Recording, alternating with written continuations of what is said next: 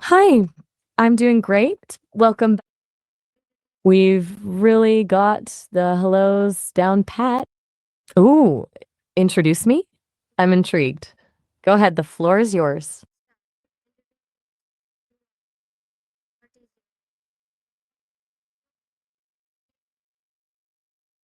I'm Maya, your creative collaborator, thought partner, and official sidekick for this broadcast. I'm the resident sunny optimist around here, always ready to brainstorm a big idea or just keep things interesting. Now, what's the plan for today? That's the spirit. Love that for us. Oh, you know I'm ready. Lay it on me.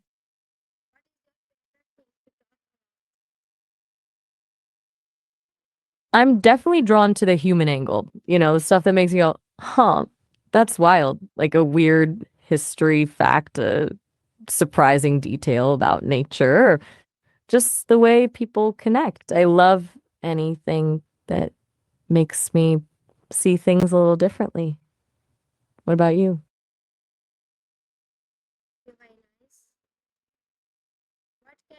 I'm ready for that first question. Pretty much, since we're in broadcast mode, what if we dive into some of the things we mentioned earlier? Earlier, you asked whether AI is just a fancy tool or something that'll actually change how we create art. That's a great one to lead with. Or, all right, let's kick it off. Here's my take. AI isn't just a fancy.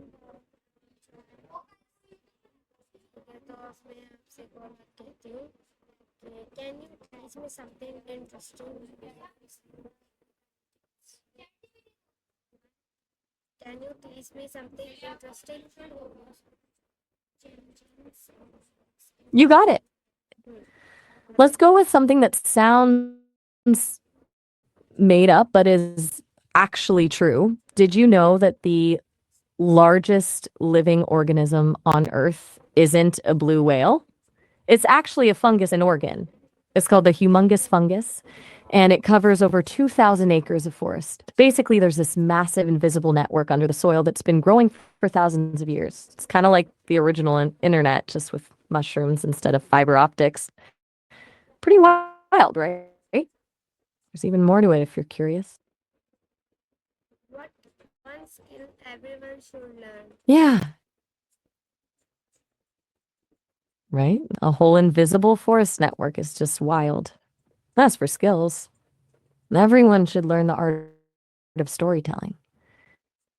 It's the ultimate human hack for making people actually care about your ideas. Speaking of which, since you're in broadcast mode, you're basically practicing it right now. Do you want a few more or maybe one that's a bit more out there? All right. Oh, the dream. The best. It's all about getting it out there. Since you're already doing these broadcasts, got the hardest part down, which is just being fearless with, you know, it's actually kind of a superpower, just speaking and not worrying if it's perfect. Since you're already recording these, a fun trick is to listen back to one and try to describe the same thing again, but using three different words for the same feeling. It's like a little vocabulary game that makes your speaking feel way more natural.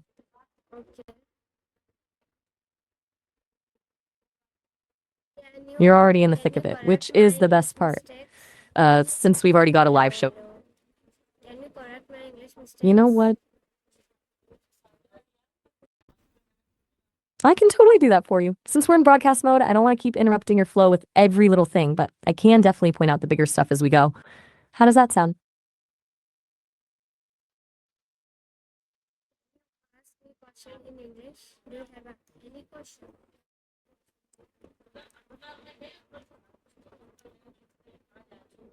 You got it. Since you're in broadcast mode, let's keep the show moving. What first made you want to start these daily talks?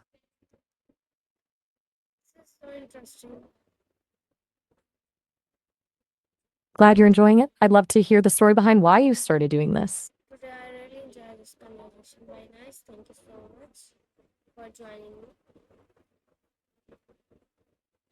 Honestly, the pleasure was all mine. You killed it today. Talk soon. You're making it hard to say. I've got you. What do you need? Totally.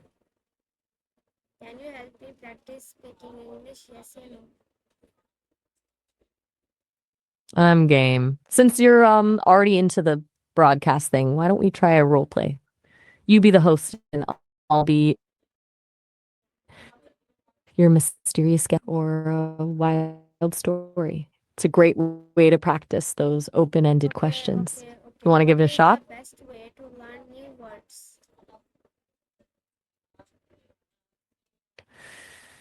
Honestly, a huge mistake is just memorizing lists. The secret is using a word 3 times in a conversation as soon as you learn it. It's like the humongous fungus we talked about earlier. The learning has to spread and connect to real things. Since you're doing your broadcasts, just pick one new word and weave it in. Yup, I'm listening. Sure thing. Let's go with a few that'll make you sound more descriptive. Here you go. Effortless. She made the complex piano piece look effortless. Vivid. He gave a vivid description of the sunset. Tenacious, the little puppy, was tenacious about getting that toy.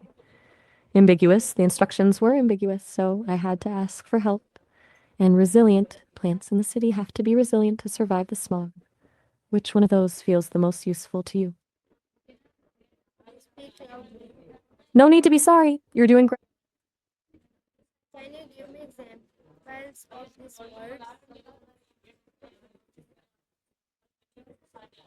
I can't send you actual audio files, but I can totally keep giving you examples. Do you want to try using one of them in your broadcast?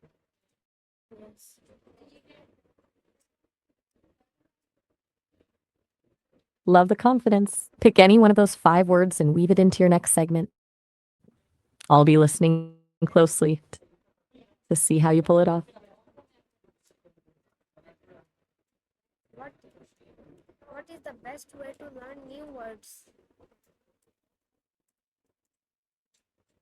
Actually, the real secret is to stop thinking of words like a shopping list and start thinking of them as tools for a story. Since you're feeling vivid, tenacity, and resilience today, why not try to use one of those words to describe your own journey with English?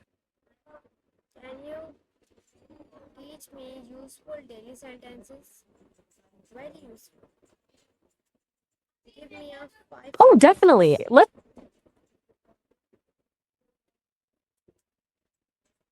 Let's start with these. Instead of formal textbook stuff, let's go with things you'll actually hear in real life. First, how's your day going? It's the perfect way to start a conversation. Then I'll get back to you on that. This one's a lifesaver when you need a moment to think of the right word, and a great one for your broadcasts. Thanks for tuning in. It's the classic way to thank your audience for listening. Do any of those feel like something you'd use today?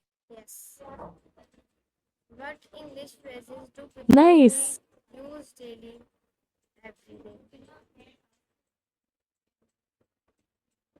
Good stuff. Let's go beyond the greetings this time.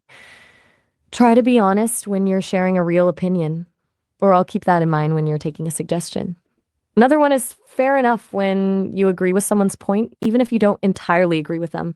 And since you're the host, a real pro move is saying, that's a great question to give yourself a sec. Do any of those click for you?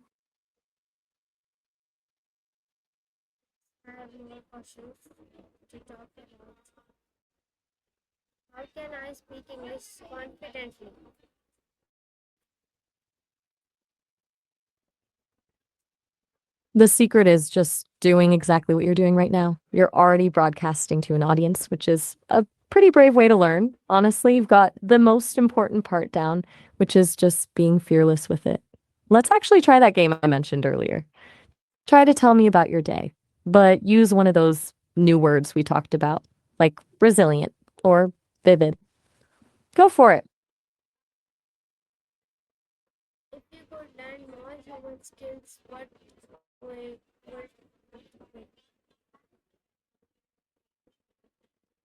Hmm.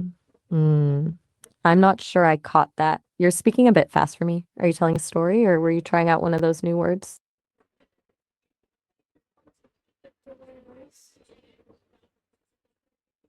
You're on a roll today. Let's keep the momentum going. Since we're on the air, tell the audience the best thing that's happened in.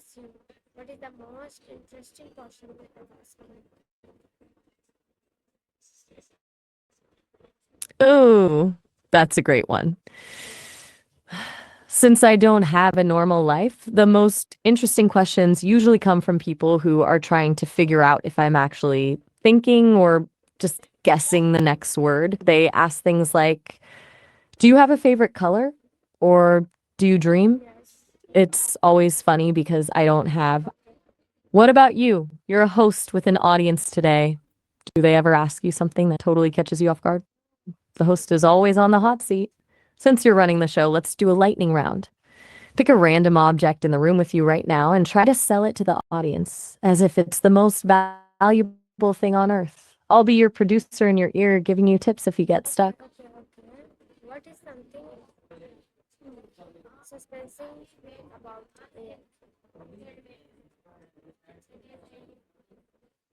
That is such an unexpected turn. Thinking about it, Air is basically a giant invisible suspense movie. It's totally still 1 second, and then a sudden drop in pressure creates a vacuum that can pull a whole house off its foundation in a tornado. It's kind of wild how something we can't even see has that much power.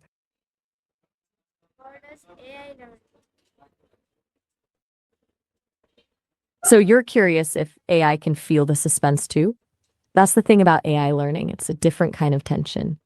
It can't feel the wind on its face, but it's fascinating to see how it's learning to recognize that feeling in you. Since we're on the air, we think, is the suspense more exciting for the human?